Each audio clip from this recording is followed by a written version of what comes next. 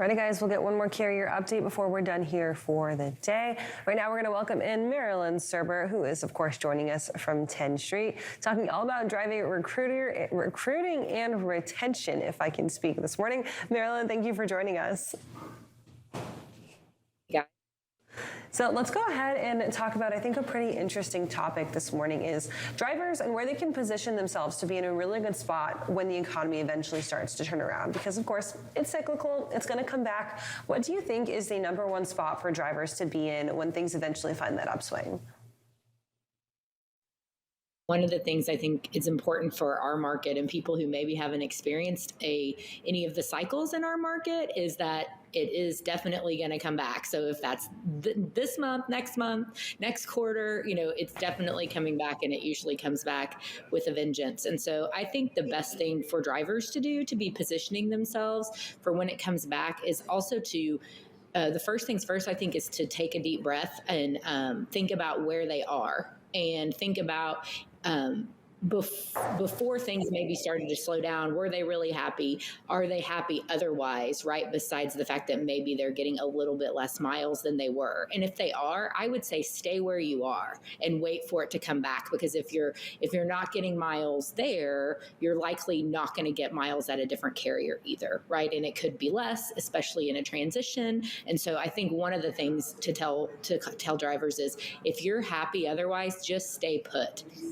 And you can also be preparing yourself for maybe something better in the down, when the market does come back. So take advantage of your time if you're not running as much, when you have downtime, do extra training, maybe look and see, do you have certifications? Do you have your TWIC card? Are you hazmat certified? Are there other things that might make you more valuable on the market when it does come back? And Marilyn, do you have any words of advice for those that maybe exited the industry throughout the last few quarters here, and maybe they got into construction, manufacturing, or maybe they're warehousing or something in e-commerce, anything? Do you have any advice for them as maybe they're eyeing to get back into the industry on really how to time all that or approach it? Yeah, I think that's a great question because trucking, we're still hiring drivers, right?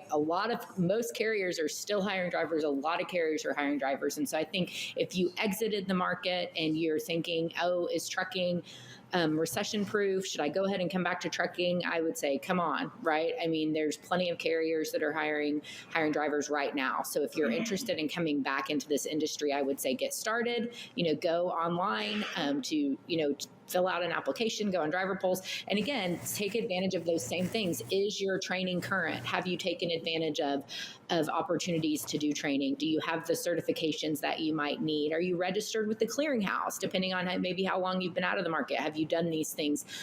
So I would say, come on, don't wait if you want to come back. So for some of those drivers, continuing on this thread, maybe you've exited and you are in a different spot right now, and maybe some of your certifications have lapsed, or you want to try and maybe kind of get back in the swing of things. What type of opportunities exist for them to quickly go someplace and figure this out? Are you looking at maybe taking a driver refresher course? Do you go back to your state and re-up your CDL? What does that process look like?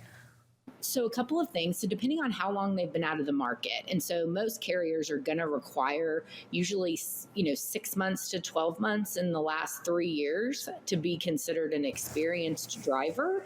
And so if you don't have those qualifications, if you've been out of the market that long, then you might absolutely be looking at going back and taking a refresher course. And so you can go to cvta.org or napftds.org, and that is going to give you a directory of truck driving schools, both public and private, all throughout the nation.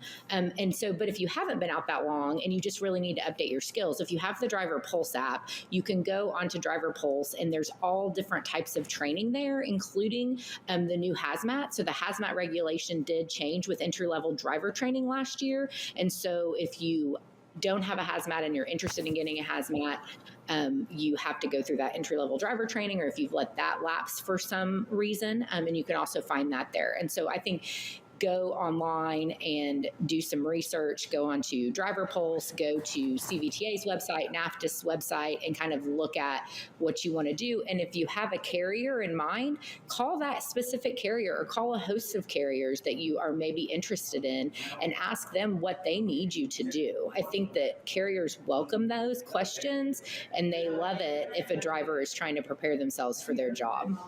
So on that entry-level thread right now, maybe if you are looking to get into the industry for the first time, say maybe you're sitting currently in a construction or manufacturing job and you're good where you're at, but you want something to keep in your back pocket just in case. Is it possible, and is it maybe a good thing to do to go through some of these initial courses, maybe take that driver training program just to have it in case, like as a backup plan? Well, you can take some theory courses to get your permit. And so that would better position you if you decided you wanted to go to truck driving school, you would already have your permit, which usually is going to make your experience at truck driving school a little bit quicker. And there's also a lot of funding available to go to truck driving school depending on where you are. And so I think absolutely it's a great complement because there are also other jobs in construction, in warehouse, in utilities, diesel mechanics. There's all types of jobs like that that sometimes require a CDL, or it's definitely going to put you in the position to have a better job at that company if you also have a CDL in addition to another skill.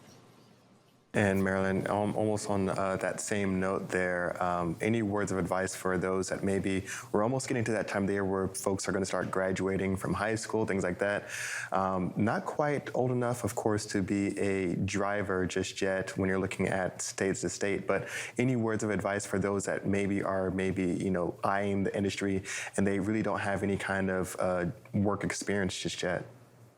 Yeah, so I think that the warehousing jobs, also mechanics, diesel mechanics, you can go to school as a diesel mechanic right out of high school or sometimes congruently while you're in high school. And so, and trucking companies need diesel mechanics as much as they need drivers. That is also a highly in-demand occupation. There's funding to go to school to be a diesel mechanic, and it can also start you on a career path so that you can start out in the industry. You can start to learn, knowing how to take care of your own truck when you do go on the road as a driver is only going to help you. And so that can really be a nice stepping stone into a long career in trucking. And so for drivers who are looking to position themselves in maybe a visible place or make sure that they're set up for success as they're looking to maybe re-enter the industry, should they be looking at job boards? Should they be reaching out to those carriers individually, trying to maybe set themselves up for success on LinkedIn, networking? What do you think is the best kind of approach for them? So I think, LinkedIn is a great to make sure you're out there, that you've got your stuff out there. Also Driver Pulse, if you have that app, make sure that all of your information is up to date in there, because you can go there and you can apply to a lot of different companies from one place. And so I think going on LinkedIn and researching other companies and going on some job boards and doing some research there to see what companies are offering. But then I would say, yes, call that specific company, because what we are seeing in the market is, drivers are being more and more particular about the companies that they're applying for, which is good. I think it's a good sign of drivers kind of being more educated and doing all of those things with jobs. And so I think go online, do your research, make sure you're visible on LinkedIn, and then call the carrier and get a feel for them and ask them the specific questions and what they are looking for and what they need from you specifically. And of course, Marilyn, thank you for giving out so many different resources. But if people want to find out more about 10th Street, what it is you all do there, or get in contact with you, how can they do that? Yes, they can go to 10thstreet.com. They can also go on LinkedIn. They can find me on LinkedIn, or they can just email me, marilyn.serber@10thstreet.com. And all of those ways, we would love to hear from you.